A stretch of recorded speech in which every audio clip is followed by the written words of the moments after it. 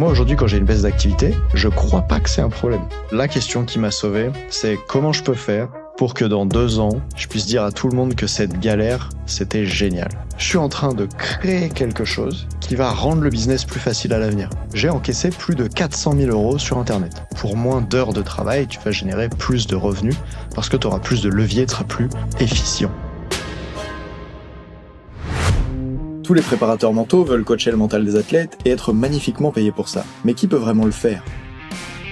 Avoir un diplôme est au mieux utile, mais jamais suffisant pour accompagner les sportifs de ses rêves. Bienvenue sur Business Infini, le podcast pour développer une entreprise tellement épanouissante et solide que tu auras envie de travailler dedans toute ta vie. Tu vas découvrir comment j'ai multiplié mon chiffre d'affaires par 36 en 5 ans et obtenu un tel succès dans le sport de haut niveau que j'ai dû m'entourer d'une équipe de coachs à force d'être débordé de demandes. Je m'appelle Nathan Delacoste et je vais te dire les erreurs à ne pas commettre, celles qui m'ont fait perdre tout mon temps, qui ont parfois ruiné ma santé et certainement détruit mes résultats, mais j'ai compris comment faire mieux et grâce à ces épisodes diffusés chaque semaine par Ready to Rock, je te le transmets. On dit que la compétition ça se joue dans la tête, je vais te montrer que l'entrepreneuriat aussi. Bonne écoute de Business Infini. C'est l'été, et l'été, c'est mort en préparation mentale. C'est difficile de trouver des clients, plus personne te sollicite. Bon, si c'est ce que tu es en train de vivre en ce moment, reste dans cet épisode, que ça a beaucoup de plaire. Bienvenue les préparateurs mentaux. Et ben voilà, on est au mois de juillet quand j'enregistre cet épisode. Et j'entends des choses de votre part qui me font réagir. On me dit en message sur Instagram ou sur LinkedIn, Nathan, l'été, c'est un peu mort. D'ailleurs, je l'entends à la fois des prep mentaux que j'ai accompagnés à développer leur business, et puis les prep mentaux que je n'ai pas encore accompagné, en tout cas qui découvrent juste mon contenu gratuit. Et c'est aussi quelque chose que moi je vis. C'est-à-dire que d'habitude, toutes les semaines, je refuse plusieurs personnes. Et là maintenant, j'en refuse plus qu'une par semaine. Et donc, même si moi, je n'ai pas plus de demandes du tout, eh ben, j'ai moins de demandes que d'habitude. Ok, on peut reconnaître que fin juin, là, début juillet et probablement jusqu'à mi-août, c'est une période dans laquelle les gens demandent moins de préparation mentale. Et dans cet épisode, je voudrais aborder avec vous ce sujet-là justement de qu'est-ce qu'on fait l'été, comment on gère le fait qu'il y ait une baisse d'activité, comment on devrait réagir à ça, est-ce qu'il y a des solutions ? Franchement, je suis trop content de faire cet épisode parce que moi, ça fait depuis 2018 que je suis lancé. Et donc, des variations d'activité, j'en ai connu beaucoup. Elles ont des conséquences. Et d'ailleurs, parmi les variations les plus fortes que j'ai connues, il y a eu celle évidemment du Covid en 2020. Je m'en servirai d'exemple tout à l'heure. Ce que j'ai envie de vous transmettre pour démarrer maintenant, c'est que ces variations, elles sont complètement normales. Avant, j'étais moniteur de snowboard et comme tous les restaurants en station de ski, tous les hôtels, tous les ce que vous voulez, même les magasins Carrefour, il y a une saisonnalité de l'activité, on ne peut pas l'éviter. Et ça vous semble à tous évident. C'est normal, c'est une station de ski. L'hiver, il y a de la neige, les gens viennent skier. Après, ils viennent plus. Bon, cette saisonnalité, qui est évidente, puisqu'on peut voir la neige et ne pas la voir dans ce domaine, elle semble moins évidente en préparation mentale, à tel point que certains d'entre vous se disent « Nathan, ça va pas, l'été, il y a une baisse d'activité. » Et moi, je répondrais à ça « Mais si, tout va bien, l'été, il y a une baisse d'activité. » Et vous allez comprendre dans quelques instants pourquoi. Mais d'abord, il faut juste qu'on sorte du fantasme en tant qu'entrepreneur que tout soit toujours identique et stable. Ça, c'est une croyance d'anciens salariés qui a l'habitude d'avoir un CDI, d'avoir la même rémunération chaque mois. Peut-être qu'aujourd'hui, d'ailleurs, tu es encore salarié ou fonctionnaire. Et je comprends que tu penses comme ça, parce que toi, quoi qu'il arrive, d'ailleurs, il y a plein de gens qui, pendant le Covid, ont continué de recevoir la même rémunération qu'avant. Alors que leur entreprise et la clientèle de leur entreprise avaient complètement changé, ou que les écoles étaient fermées pour les profs qui sont fonctionnaires, par exemple. Vous avez perçu la même rémunération, alors que le monde était différent. Eh bien ça, quand tu diriges ta propre entreprise, ça n'arrive plus. Et donc, comme tu viens du précédent modèle de croyance salarié ou fonctionnaire, tu te dis, c'est pas normal. Il y a un problème. Alors qu'en fait, non seulement c'est normal, mais en plus, il n'y a pas de problème. Oui, il n'y a pas de problème même si tu as une baisse d'activité. Il y a seulement un problème si tu crois que tu en as un. Moi, aujourd'hui, quand j'ai une baisse d'activité, je crois pas que c'est un problème. Je crois que c'est un énorme atout et je vais t'expliquer pourquoi. Alors, une manière d'introduire ça pour moi, c'est de te proposer d'ailleurs d'aller écouter mon TEDx, puisque dans le TEDx que j'ai fait en novembre 2021, je disais que j'avais eu une de ces questions qui m'a sauvé pendant le Covid. Pour rappel, pendant le Covid, j'ai tout perdu. J'étais moniteur de snowboard. Bon, bah, ça s'est arrêté du jour au lendemain, hein. J'étais au restaurant à Val Thorens quand le Premier ministre à l'époque a dit, bah voilà, on ferme les stations, c'est fini. J'ai perdu moniteur de snowboard et j'ai perdu préparateur mental aussi, puisque moi je coachais des jeunes skieurs et je les préparais pour leur compétition. Sauf que là, quand ils ont 14 ans, 15 ans, 16 ans et qu'il n'y a plus de compète avant on sait pas quand, c'était ça le Covid, ben forcément, ça crée des problèmes. Et à ce moment-là, ce que je dis dans le TEDx, c'est que la question qui m'a sauvé, c'est comment je peux faire pour que dans 2 ans, je puisse dire à tout le monde que cette galère, c'était génial. Comment je peux faire pour que dans 2 ans, je puisse dire à tout le monde que le Covid, c'était super et que je suis content que ça me soit arrivé. Alors, je vais reformuler la question autrement. Comment tu pourrais faire pour que le fait que cet été, il y ait une baisse d'activité, que cet été, t'aies moins de demandes entrantes, ou que cet été, quand tu vas vers les gens pour leur proposer de la préparation mentale, ils y soient moins ouverts? Comment tu pourrais faire pour que ça soit une opportunité pour toi, pour que tu puisses dire à la rentrée en septembre, alors c'était génial que cet été, il y ait eu une baisse d'activité. Ça pourrait être de prendre des vacances et de te reposer, etc. Mais j'en prends pas beaucoup, alors c'est pas forcément ce que je vais recommander dans cet épisode. Je vais plutôt vous recommander des choses que j'incarne. Tu commences à me sentir venir. Il y a des choses qu'on va pouvoir faire grâce à la baisse d'activité qu'on n'a pas le temps de faire autrement. Et moi, par exemple, pendant le Covid, tadam, c'est là que j'ai créé mes premières formations en ligne. Et notamment ma formation en ligne pour les entraîneurs. C'est là que j'ai lancé mon premier business en ligne pour les entraîneurs. Et tu sais quoi, je me connectais tout à l'heure à mon site Learnybox que j'utilise, le logiciel de page de tunnel de vente, hébergement de formation en ligne, etc. J'ai qu'une partie des paiements qui sont passés sur Learnybox, mais quand même, le site affichait tout à l'heure que j'ai encaissé plus de 400 000 euros sur Internet. 400 000, t'imagines? Ces 400 000, ils sont directement liés au fait que à partir du mois d'avril 2020, quand il y a eu le Covid, j'ai commencé à développer mon business en ligne parce que comme tout était impossible à l'extérieur, comme je pouvais plus faire le snowboard, comme je pouvais plus faire le reste, j'ai pris du temps pour travailler sur autre chose et faire ce qu'on appelle build. En fait, dans le business, tu as 2 types de moments. Tu as soit les moments de run, soit les moments de build. Dans les moments de run, donc en français, c'est les moments où tu vas exécuter le business, tu vas délivrer. Par exemple, quand tu fais une séance de coaching à un athlète, bah là, tu es en train de run, tu vois, tu délivres ton truc. Quand tu es en train de répondre à un email, quand tu es en train de faire un rendez-vous avec un client ou un prospect, là, tu es en train de run. Mais il y a d'autres moments qui sont des moments dans lesquels tu vas build, c'est-à-dire tu vas repenser ton business et tu vas créer des choses, ce que j'appelle un business patrimoine. C'est des choses qui vont rendre l'entreprise de plus en plus facile à avoir et à développer. Par exemple, quand je crée cet épisode de podcast avec toi là maintenant, je suis en train de build. Je suis pas en train de délivrer une séance de coaching, je suis pas en train de trouver un client, je suis pas en train de faire plein de choses comme ça. Je suis en train de créer quelque chose qui va rendre le business plus facile à l'avenir. Bah oui, parce que grâce à cet épisode, il y a des préparateurs mentaux qui vont se dire, tiens, Nathan, il connaît vraiment bien la niche de la préparation mentale, et si je comptais sur lui pour m'aider à développer mon business? Alors qu'avant cet épisode, j'aurais sans doute dû faire plus d'efforts pour que quelqu'un se dise, je peux faire confiance à Nathan. Attention, ne reste pas trop longtemps, tu pourrais développer une confiance en moi à travers cet épisode. C'est dangereux, on sait jamais. Alors ça, c'est une façon de build. Moi, j'ai d'autres façons de build. Peut-être que pendant les baisses d'activité, par exemple, je vais recruter mon équipe ou développer mon équipe, faire des réunions d'équipe. Tiens, d'ailleurs, la mardi, la semaine prochaine, j'ai une réunion d'équipe dans laquelle on va débriefer les 3 mois d'accompagnement qu'on a eu pour les préparateurs mentaux dans le programme Starting Block. On va parler des membres, on va parler de ce qui a été, de ce qui n'a pas été, de comment on peut faire pour faire améliorer le programme. Et ça, on n'a pas le temps de le faire pendant le programme lui-même. Enfin, évidemment, on se voit en réunion toutes les semaines pour améliorer le programme pour les membres. Mais pendant que tu es en train de faire la cuisine pour manger chez toi le soir, tu peux pas en même temps repeindre les murs de la maison. Okay. Il faut séparer un petit peu les choses. Et donc nous, là, on a cette période de baisse d'activité dans laquelle on n'est plus en train de délivrer le programme Starting Blocks qui s'est terminé. On a moins de coaching avec des sportifs puisque c'est l'été. Et donc, on peut revoir les choses et les améliorer. Autre chose, depuis la baisse d'activité, j'ai passé plus de temps à créer un e-book, le playbook qui s'appelle « Lancer son activité de préparation mentale avec succès ». Ce playbook-là, il va me permettre d'être découvert par plus de préparateurs mentaux et d'obtenir leur confiance plus facilement dans le futur que si je l'avais pas. Mais ça m'a demandé d'y dédier du temps. Et j'aurais pas pu le faire si j'étais en plein hiver au mois de mars en train de coacher tous ces sportifs skieurs et snowboarders en Coupe du Monde. Donc vraiment, cette période de printemps m'a servi à ça. L'autre jour, j'étais en train de tourner des vidéos de moi en surf et même des vidéos d'ailleurs de témoignages avec des athlètes de niveau international que j'ai accompagnés. Comment est-ce que je pourrais prendre du temps pour tourner des vidéos de témoignages, réserver un studio, avoir les échanges avec les athlètes pour qu'ils viennent bien à l'heure, etc. Comment je pourrais créer tout ça si j'avais pas à des moments des baisses d'activité qui sont parfois des baisses d'activité volontaires. C'est-à-dire que là, je te parlais du fait que l'été, il y a une baisse d'activité qui est systémique et on reviendra dans quelques instants sur les critères qui provoquent ça, les facteurs, pardon. Mais parfois, tu devrais même choisir toi-même d'avoir des baisses d'activité.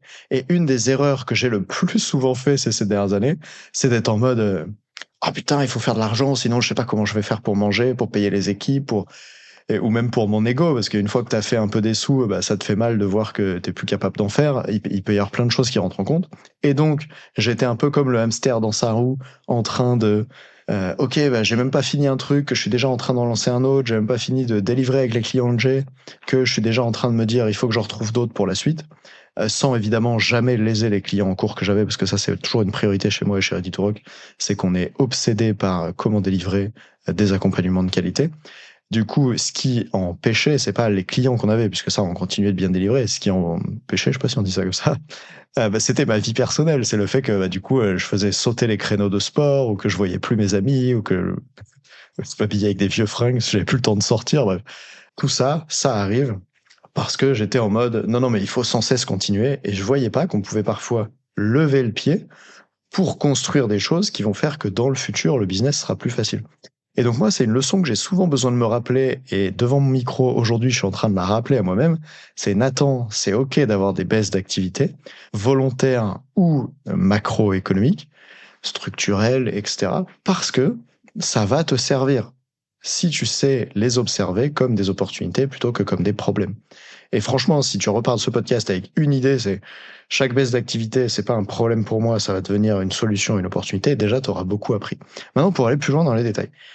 Qu'est-ce qui fait que l'été, il y a une baisse d'activité?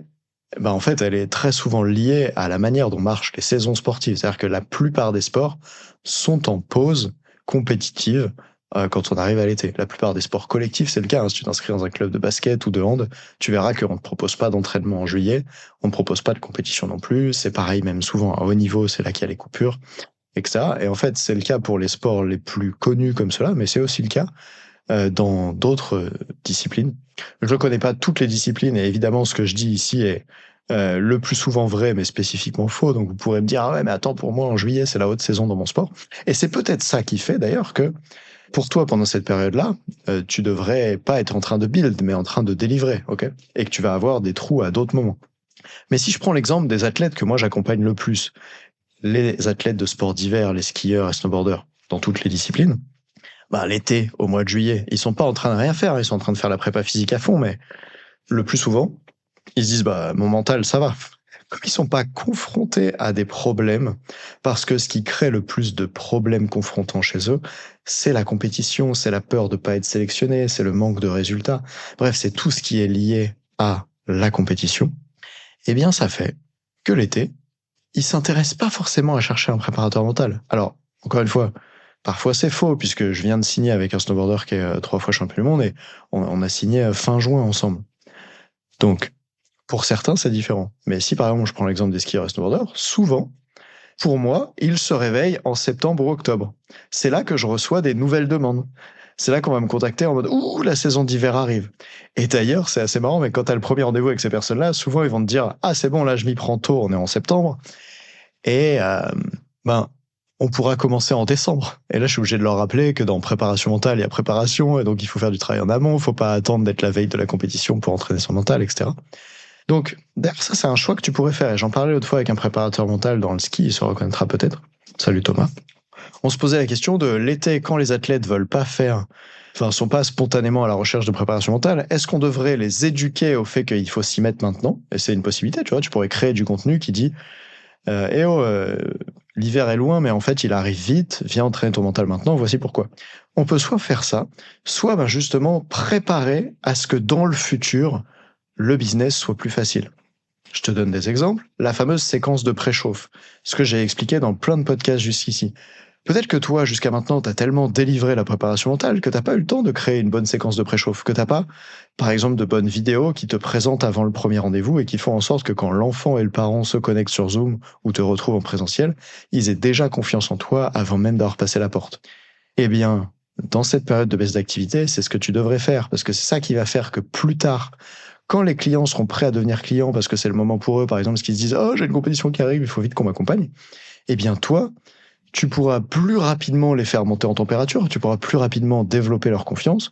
Tu auras besoin de moins de rendez-vous pour leur faire dire oui, parce qu'au lieu de devoir te parler 3 fois gratuitement en mode ah, je voudrais vérifier, être bien sûr que la préparation mentale ça va me servir et tout ça, bah, grâce au fait que tu as une bonne séquence de préchauffe, les gens vont te dire oui au premier rendez-vous par exemple, ou parce que pendant cette période-là, tu auras développé tes compétences en vente par exemple, ou en marketing, tu auras travaillé sur toi, tu te seras libéré de tes peurs par rapport à l'argent, par rapport au fait d'être rejeté, par rapport au fait de pas être légitime. Tout ça va faire que plus tard, ton business se développe beaucoup plus vite, plus facilement, et que pour moins d'heures de travail, tu vas générer plus de revenus parce que tu auras plus de leviers, tu seras plus efficient. PS, si c'est le genre de truc que tu as envie de faire, contacte-moi sur Instagram et on verra si avec moi ou un coach de l'équipe, je peux t'offrir selon ton profil un diagnostic de ton business où on viendra ouvrir le capot justement et voir qu'est-ce que tu as besoin de faire bouger aujourd'hui parmi tes croyances ou ta stratégie. On verra tout ça ensemble si tu veux. Peut-être. Il faut d'abord que je te pose quelques questions pour vérifier que tu corresponds au type de profil. Parce qu'on accompagne tout simplement des préparateurs mentaux qui sont déjà formés et en train de se lancer maintenant, qui veulent développer leur activité. Bref, ceci étant dit, qu'est-ce que tu retiens là de l'épisode? Je vais même le dire autrement, c'est pas à propos de qu'est-ce que tu retiens, c'est à propos de qu'est-ce que tu vas faire de ce qu'on a dit là? Déjà, est-ce que tu peux identifier les phases dans lesquelles tu run et les phases dans lesquelles tu build? Moi, j'ai même des phases de la semaine qui sont comme ça. Tu vois, je sais que par exemple, le week-end, quand je travaille, le samedi, dimanche, je vais plutôt être en train de build et la semaine, je vais plutôt être en train de run. Mais j'ai aussi des phases de l'année. Par exemple, en juillet, je build, alors que en janvier, je build rien du tout. Là, je run à fond. Parce qu'il y a des moments où on a le temps pour et d'autres on l'a pas. Et comme je te disais, il y a ces facteurs extérieurs qui comptent. Moi, j'accompagne les skieurs et snowboarders. Bah, il y a des périodes de l'année où j'ai besoin de plus de fréquence avec eux. Et donc, ça me laisse moins de temps pour faire d'autres choses. Donc, toi, identifie ces moments. Identifie avec la cible que tu veux accompagner, les personnes que tu as envie d'accompagner, quels sont les facteurs qui influencent leur saisonnalité. Est-ce qu'ils sont dispo ou pas? Est-ce qu'ils ont envie de faire de la préparation mentale ou pas? Tout ça, ça va compter. Donc, première chose, identifie tout ça. Et la deuxième, c'est de te demander comment je pourrais faire pour que mon business il soit de plus en plus facile à développer, de quoi il y aurait besoin. Et donc, qu'est-ce que je vais faire dans ces phases de build? Qu'est-ce que je vais builder finalement? Qu'est-ce que je vais construire tout simplement? Est-ce que c'est de lancer enfin ton podcast? Est-ce que c'est de créer ta conférence? Est-ce que c'est de faire ta séquence de préchauffe? Est-ce que c'est d'aller filmer des témoignages avec des athlètes que tu as déjà accompagnés? Est-ce que c'est de demander aux gens que tu as coachés de te mettre un avis sur Google My Business? Je ne sais pas, mais pendant ces périodes de build, toi, tu dois identifier qu'est-ce que tu devrais faire changer, qu'est-ce que tu devrais construire et le faire pour que le reste soit mieux. Et c'est là que l'entrepreneuriat devient trop cool parce que c'est véritablement un jeu vidéo. Quand j'étais petit, je jouais à World of Warcraft beaucoup trop. D'ailleurs, s'il y en a des anciens joueurs de World of Warcraft, dites-le moi sur Instagram ou LinkedIn, je me sentirais moins seul. Et je jouais 14 heures par jour et un des fondements de ce jeu-là, qu'est-ce qui fait que c'est si addictif? C'est que tu as sans cesse le sentiment de progresser et tu peux toujours aller plus loin. Tu peux toujours t'équiper mieux. Tu peux aller chercher la cape, le plastron, les jambes, les bottes, l'épée, tout ce qui va améliorer tes points d'agilité, de résilience, etc. Ça te permet d'avoir un meilleur personnage, un personnage qui combat mieux dans les arènes, par exemple. Et à chaque saison, souviens-toi, il y a des saisons, Blizzard, le producteur de World of Warcraft, va sortir des nouveaux équipements, des nouveaux lieux d'ailleurs dans lesquels tu peux aller aussi, des nouveaux hauts faits, en fait, des nouvelles médailles à obtenir, qui vont faire que tu continues d'être intéressé par le jeu parce que tu as toujours le progrès d'après à aller chercher. Et ton personnage, tu le vois évoluer sans cesse. Avant, tu avais du mal à tuer des bêtes en 3 coups, et puis d'un coup, tu y arrives en un coup. Bref. Eh bien, c'est pareil avec l'entrepreneuriat. Avant, il te faut 3 rendez-vous pour essayer de convaincre quelqu'un de te payer 60 € une séance. Et puis un jour, en un rendez-vous, tu vendras un accompagnement à 2000, 3000, 5000 €. L'autre jour, par exemple, ça m'a surpris moi-même. J'ai vendu un accompagnement à 22 000 € en 15 minutes par texto. Est-ce que tu crois que j'aurais été capable de faire ça en 2018? Ah non, parce que j'avais pas du tout la structure que ça demandait dans l'entreprise, rien que pour pouvoir proposer ce type d'offre. Bon, j'espère que cet épisode t'a plu. Moi, ça fait trop longtemps que j'avais pas enregistré un épisode de Business Infini et en fait, je me rends compte que je prends un plaisir fou à le faire. Des fois, je crois qu'il me manque juste les sujets ou la bonne énergie pour le faire, mais en fait, j'adore ça. Donc, merci d'être encore là pour m'écouter. S'il vous plaît, motivez-moi à faire plus d'épisodes parce que récemment, on a eu une baisse du nombre d'écoutes. J'étais un peu surpris. Mais ben voilà, il faut que je sois honnête avec toi. Dans le business, il y a des choses qui fluctuent. Alors c'est marrant parce que tu peux très bien avoir une baisse d'écoute et une augmentation du chiffre d'affaires, comme ça a été le cas pour moi. Donc tu vois, les deux sont pas forcément corrélés. Et aujourd'hui, dans mon entreprise, j'ai des choses qui vont très bien, des choses qui vont moins bien. Et en fait, ça fait complètement partie du game. De la même manière que l'hiver, c'est génial. Tu peux aller faire du snowboard, il y a de la poudreuse et tout, mais en même temps, il fait froid chez toi, si tu mets pas de chauffage, tu te gèles. Bon bah voilà, chaque saison a ses avantages et ses inconvénients. Aujourd'hui, dans les saisons que traverse mon business, il y a les deux. C'est complètement OK, je me fais plaisir avec ça. Après tout, je suis un entrepreneur. J'ai choisi que ce que je voulais faire de ma vie, c'est faire face à des problèmes, puisque c'est ça le métier d'entrepreneur, t'as pas d'autre choix. Sauf que quand tu joues à World of Warcraft, ce que tu veux, c'est faire face à des problèmes. Si le jeu était trop facile, tu jouerais pas. Si à Mario Kart, tu gagnais toutes les courses, probablement que tu jouerais pas non plus. On aime bien, nous les êtres humains, quand il y a des trucs à aller chercher, des choses à développer, et c'est pour ça que j'aurais pu l'appeler The Game, mais c'était déjà pris comme titre de podcast. C'est pour ça que le game de l'entrepreneuriat, c'est super intéressant, je trouve. C'est que même dans ces phases où il y a des baisses d'activité, il y a la saisonnalité, etc., il y a d'autres choses que tu peux développer et ça rend le jeu passionnant. Ce qui fait que tu te lèves le matin avec non seulement l'envie de travailler, mais aussi le sentiment et la gratitude que ta vie est en train de progresser. D'ailleurs, à propos de progrès, peut-être que pendant la baisse d'activité, c'est le moment pour toi de devenir meilleur en coaching ou de travailler sur toi pour devenir meilleur entrepreneur. Bref, t'as plein d'opportunités de devenir meilleur si tu le souhaites. Ce podcast s'appelle pas Obsession Progression, c'est Business Infini, mais je vais quand même tout le temps te parler de comment devenir meilleur. Ça doit être un peu le style de la maison. Je te dis à très vite. Et si tu veux m'aider à devenir meilleur en podcast, laisse un avis sur Apple Podcast, sur Spotify, partout. Ça serait très sympa. Salut. Entraîner l'humain derrière la machine, c'est important. Alors l'année prochaine, j'ai envie que chaque athlète puisse avoir un préparateur mental à ses côtés. C'est plus facile à atteindre si chaque coach mental devient un entrepreneur qui sait donner envie aux compétiteurs de s'intéresser à leur psychologie. C'est en créant un business solide avec des revenus confortables et la liberté de travailler comme tu aimes que tu pourras le mieux les accompagner. En écoutant Business Infini, tu te donnes les moyens de développer ça. Bien joué. Si tu veux progresser en coaching, tu peux aussi écouter mon autre podcast, Obsession Progression, et même le partager aux athlètes pour qu'ils comprennent l'intérêt de la préparation mentale. Salut!